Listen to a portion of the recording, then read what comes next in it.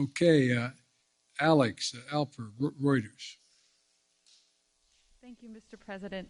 I wanted to follow up briefly on a question asked by Bloomberg. You said that Russia would be held accountable if it invades, and it depends on what it does. It's one thing if it's a minor incursion, and we end up having to fight about what to do and what not to do. Are you saying that a minor incursion by Russia into Ukrainian territory would not lead to the sanctions that you have threatened, or are you effectively giving Putin permission to make a small incursion into the country? Good question. That's how it did sound like, didn't it? The most important thing to do, big nations can't bluff, number one. Number two, the idea that we would do anything to split NATO, which would have a profound impact on profound impact on one of Putin's objectives is to weaken NATO, would be a big mistake. So the question is, if it's something significantly short of a significant invasion, or not even significant, just major military forces coming across. For example, it's one thing to determine that if they continue to use cyber efforts, well, we can respond the same way with cyber. They have FSB people in Ukraine now trying to undermine the solidarity within Ukraine about Russia and to try to promote Russian interest. But it's very important that we keep everyone in NATO on the same page. And that's what I'm spending a lot of time doing. And there are differences. There are differences in NATO as to what countries are willing to do depending on what happens, the degree to which they're able to go. And I want to be clear with you. The serious imposition of sanctions relative to dollar transactions and other things are things that are going to have a negative impact on the United States, as well as a negative impact on the economies of Europe as well, a devastating impact on Russia. And so I got to make sure everybody's on the same page as we move along. I think we will if there's something where there's Russian forces crossing the border, killing Ukrainian fighters, etc. I think that changes everything. But it depends on what he does, as to actually what extent we're going to be able to get total unity on the NATO front.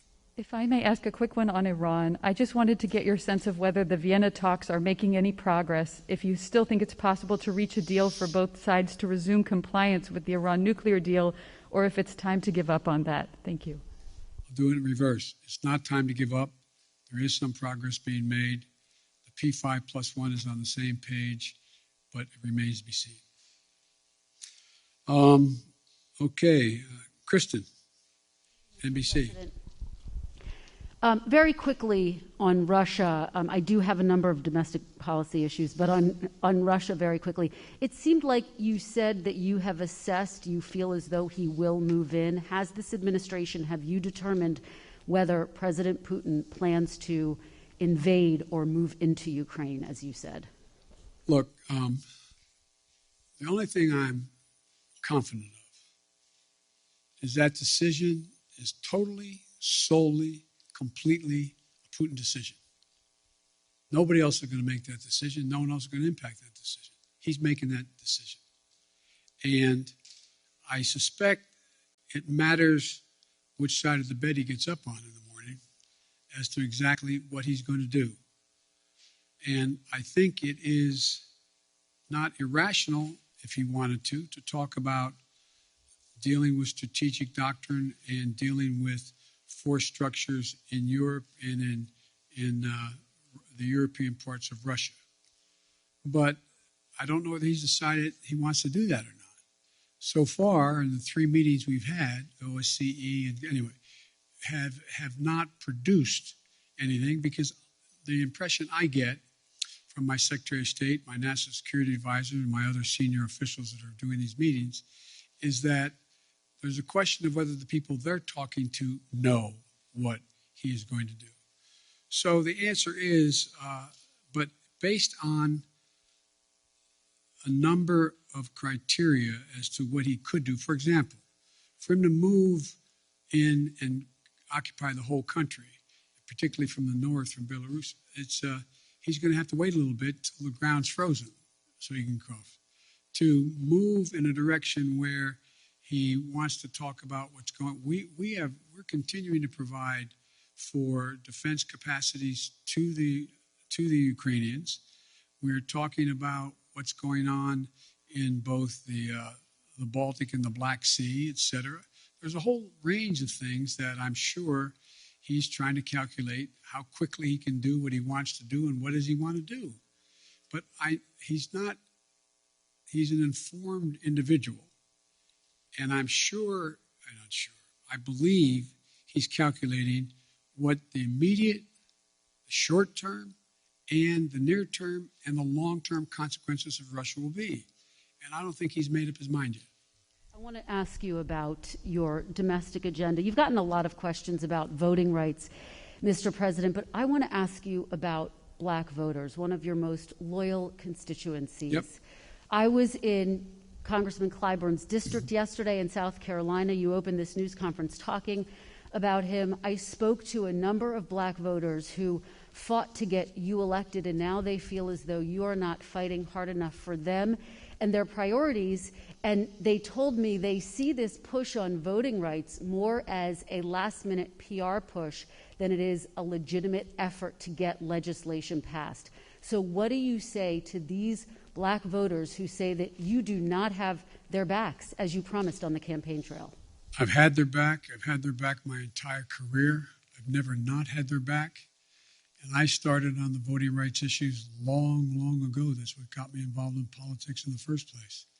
And I think part of the problem is, look, there's significant disagreement in every community on whether or not the timing of assertions made by people has been in the most timely way.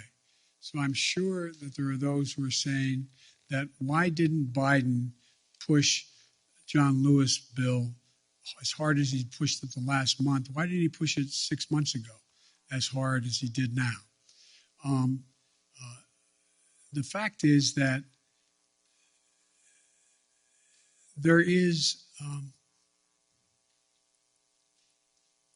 a timing that is not of one's own choice. It's somewhat dictated by events that are happening in country and around the world as to what the focus is. But part of the problem is, as well, I have not been out in the community nearly enough. I've been here an awful lot. I find myself in a situation where I don't get a chance to look people in the eye because of both COVID and things that are happening in Washington, to be able to go out and do the things that I've always been able to do pretty well. Connect with people. Let them take a measure of my sincerity. Let them take a measure of who I am. For example, as I pointed out in South Carolina, last time when I was chairman of the Judiciary Committee, I got the Voting Rights Act extended for 25 years, and I got Strom Thurmond to vote for it. That's what I've been doing my whole career. And so the idea that I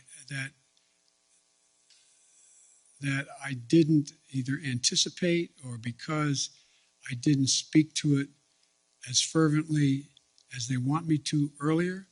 In the meantime, I was spending a lot of time, spent hours and hours and hours talking with my colleagues on the Democratic side, trying to get them to agree that if in fact this occurred, if this push continued, that they would be there for John Lewis. And anyway, so, but I think that's a problem that is my own making by not communicating as much as I should have. Yet you find that when you deal with members of the Black Caucus and others in the United States Congress, I still have very close working relationships. So it's like every community. I'm sure that there are those in the community, and I'm a big labor guy. I'm sure there's people in labor saying, why haven't I been able to do A, B, C, or D? So it's just going to take a little bit of time. You put Vice President Harris in charge of voting rights. Are you satisfied with her work on this issue? And can you guarantee, do you commit that she will be your running mate in 2024, provided that you run again? Yes and yes. Okay. You don't care to expand? Pardon me? Do you care to expand on voting? No, there's no need to. I mean, I asked the question. She's going to be my running mate, number one. And number two, I did put her in charge. I think she's doing a good job. Let me ask you, big picture, particularly when you think about voting rights and the struggles you've had to unify your own party around voting rights. Unity was one of your key campaign promises. In fact, in your inaugural address, you said your whole soul was in bringing America together, uniting our people. People heard the speech that you gave on voting rights in Georgia recently, in which you described those who are opposed to you to George Wallace and Jefferson Davis, and some people took exception to that. What do you say to those who were offended by your speech, and is this country more unified than it was when you first took office? Number one, anybody who listened to the speech, I did not say that there were going to be a George Wallace or a Bull Connor. I said we're going to have a decision in history that is going to be marked just like it was then. You either voted on the side, that didn't make you George Wallace or didn't make you Bull Connor. But if you did not vote for the Voting Rights Act back then, you were voting with those who agreed with Connor, those who agreed with and I think Mitch did a real good job of making it sound like I was attacking them. If you notice, I haven't attacked anybody publicly, any senator, any congressman publicly. And my disagreements with them have been made to them, communicate to them privately or in person with them. My desire still is, look, I underestimated one very important thing. I never thought that the Republicans, like, for example, I said, they got very upset. I said, there are 16 members of the present United States Senate who voted to extend the Voting Rights Act. Now, they got very offended by that. That wasn't an accusation, it's stating a fact. What has changed? What happened? What happened? Why is there not a single Republican? Not one. That's not the Republican Party. So that's not an attack. Is the country more unified than when you first took office? The answer is, based on some of the stuff we've got done, I'd say yes, but it's not nearly unified as it should be. Look, I still contend, and I know you'll have a right to judge me by this, I still contend that unless you can reach consensus in a democracy, you cannot sustain the democracy. And so this is a real test, whether or not my counterpart in China is right or not when he says autocracies are the only thing that are going to prevail because democracies take too long to make decisions and countries are too divided.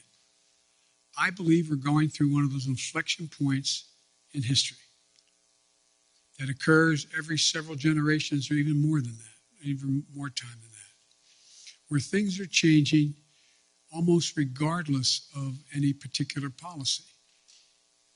The world's changing in big ways. We're going to see, if you heard me say this before, we're going to see more change in the next 10 years than we've seen in the last 50 years because of technology, because of fundamental alterations in alliances that are occurring, not because of any one individual, just because of the nature of things. And so I think you're going to see an awful lot of transition. And the question is, can we keep up with it? Can we maintain the democratic institutions that we have, not just here, but around the world, to be able to generate democratic consensus on how to proceed? It's going to be hard. It's going to be hard, but it requires leadership to do it, and I'm not giving up on the prospect of being able to do that. Thank you.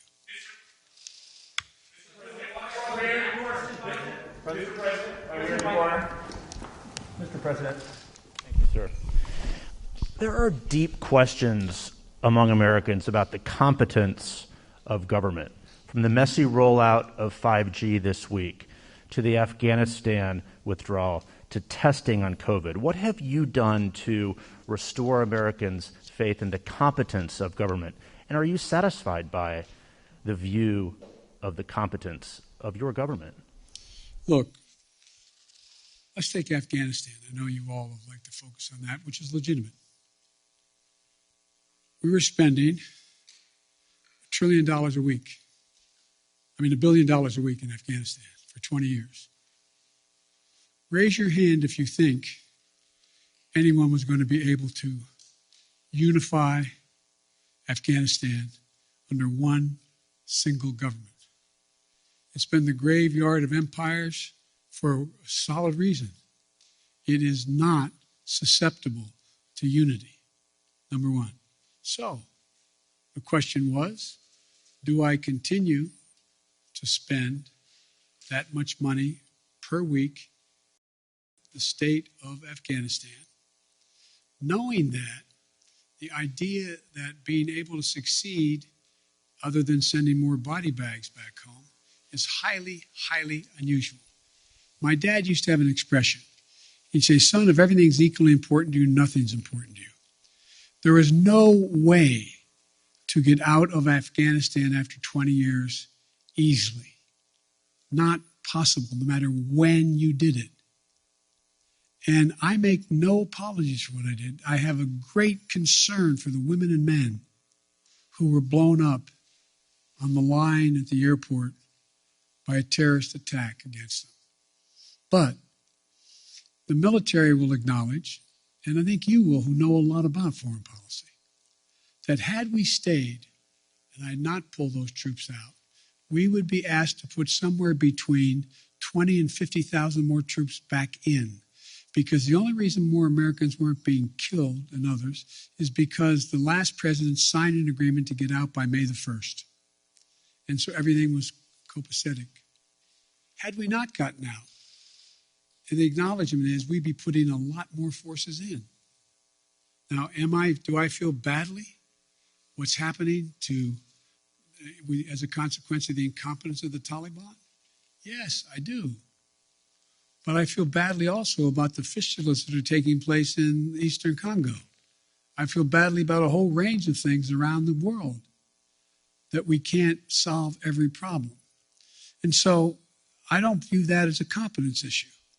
The issue of whether or not there's competence in terms of whether or not we're dealing with 5G or not, we don't deal with 5G.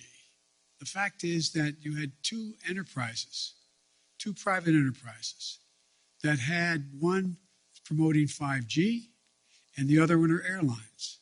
They're private enterprises. They have government regulation, admittedly.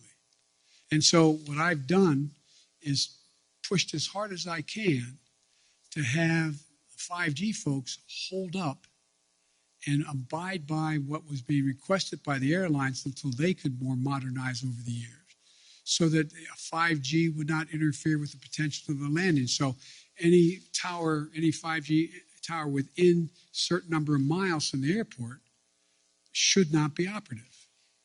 And so I understand, but anything that happens that's consequential is viewed as the government's responsibility. I get that. Am I satisfied with the way in which we have dealt with COVID and all the things that go along with it? Yeah, I am satisfied. I think we've done remarkably well. You know, the idea that on testing we should have done it quicker, but we've done remarkable since then. What we have more testing going on than anywhere in the world. And we're going to continue to increase that. Did we have it at the moment exactly when we should have moved? And could we have moved a month earlier? Yeah, we could have. But with everything else that's going on, I don't view that as somehow a mark of incompetence. Look, think of what we did on COVID. When we were pushing on AstraZeneca to provide more vaccines. Well, guess what? They didn't have the machinery to be able to do it. So I physically went to Michigan, stood there in a factory with the head of AstraZeneca, and said, we'll provide the machinery for you. This is what we'll do. We'll help you do it so you can produce this vaccine more rapidly. I think that's pretty hands-on stuff. We also said right now, when people, the hospitalizations are overrunning hospitals and you have docs and nurses out because of COVID, they have COVID. We put thousands of people back in those hospitals. Look at all the military personnel we have there, first responders. Nobody has ever organized a strategic operation to get as many shots in arms by opening clinics and being able to get so many people vaccinated. What I'm doing now is not just getting significant amounts of vaccines to the rest of the world, but they now need the mechanical way is how they get shots in arms. So we're providing them to know how to do that. Now, should everybody in America know that? No, they don't necessarily know that. They're just trying to figure out how to put 3 squares on the table and stay safe. But so I do think the place where I was a little disappointed, I wish we could have written it differently, is when we did the legislation to provide the funding for COVID and the money we provided for the states to be able to deal with keeping schools open. Some of them didn't do a very good job. Some are still holding the money. I don't have the authority to do anything about that. I think that's not particularly competent. There's things that could and should have been done. They could have moved faster. So I understand the frustration. You know, I remember, I think it was, I forget which cabinet member saying to Barack Obama, where something was going on, and he said, well, you're going to be sure, Mr. President, of the millions of employees you have out there, somebody's screwing up right now. Somebody's screwing up. So, it's just but I think you have to look at things that we used to look at it on balance. What is the trajectory of the country? Is it moving in the right direction now? I don't know how we can say it's not.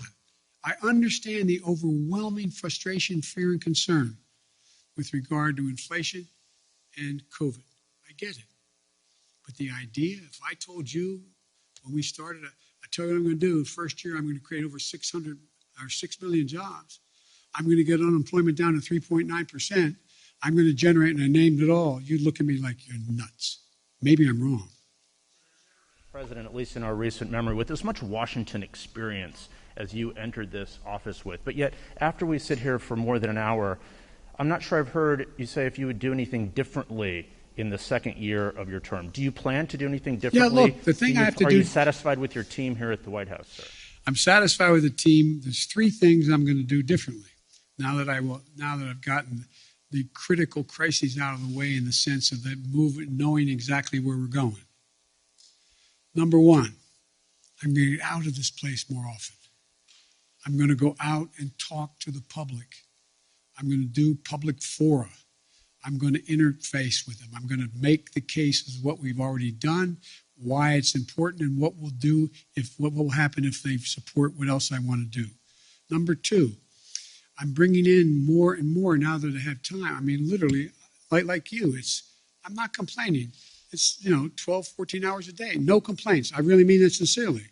But now that certain of the big chunks have been put in place and we know the direction, I'm also going to be out there seeking the more advice of experts outside, from academia to editorial writers to think tanks, and I'm bringing them in, just like I did early on, bringing in presidential historians to get their perspective on what we should be doing, seeking more input, more information, more constructive criticism about what I should and shouldn't be doing.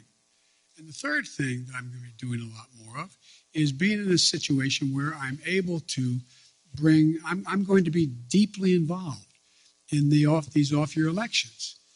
We're going to be raising a lot of money. We're going to be out there making sure that we're helping all of those candidates, and scores of them have already asked me to come in and campaign with them, to go out and make the case in plain, simple language as to what it is we've done, what we want to do, and why we think it's important.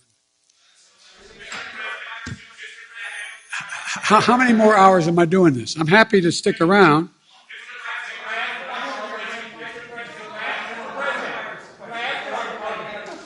You always ask me the nicest questions. I know you do.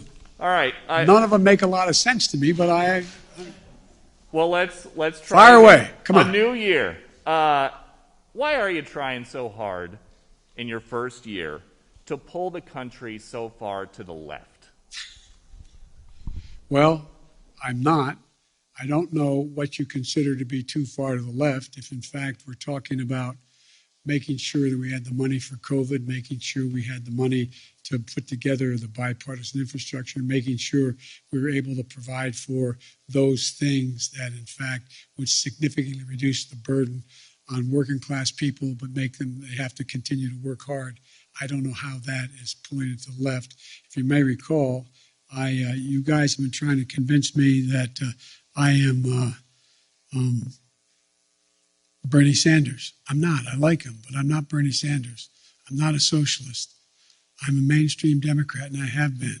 And mainstream Democrats have overrun me. If you notice, the 48 of the 50 Democrats supported me in the Senate on virtually everything I've asked. Yes, sir. I wanted to clarify. A moment ago, you were asked whether or not you believed that we would have free and fair elections in 2022 if some of these state legislatures reformed their voting protocols. You said that it depends. Do you think that they would in any way be illegitimate? Oh, yeah, I think it easily can be illegitimate. Imagine if, in fact, Trump has succeeded in convincing Pence to not count the votes. Imagine if... In regards to 2022, sir, the midterm Oh, 2022. elections. I mean, imagine if those attempts to say that the count was not legit. You have to recount it, and we're not going to count. We're going to discard the following votes. I mean, sure, I'm not saying it's going to be legit. It's the increase in the prospect of being illegitimate is a direct proportion to us not being able to get these reforms passed. But I don't think you're not going to see me, and I don't think you're going to see the Democratic Party give up on coming back at assuming that the attempt fails today. And then one more, sir. You campaigned and you ran on a return to civility, and I know that you dispute the characterization that you called folks who would oppose those voting bills as being Bull Connor or George Wallace. But you said that they would be sort of in the same camp. No, I didn't say that. Look what I said. Go back and read what I said and tell me if you think I called anyone who voted on the side of the position taken by Bull Connor that they were Bull Connor. And that is an interesting reading of English. I assume you got into journalism because you like to write.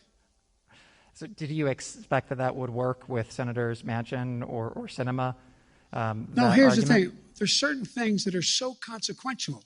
You have to speak from your heart as well as your head. I was speaking out forcefully on what I think to be at stake. That's what it is. And by the way, no one forgets who was on the side of King or Bull Connor. No one done that. The history books will note it. And when I was making the case, don't think this is a freebie.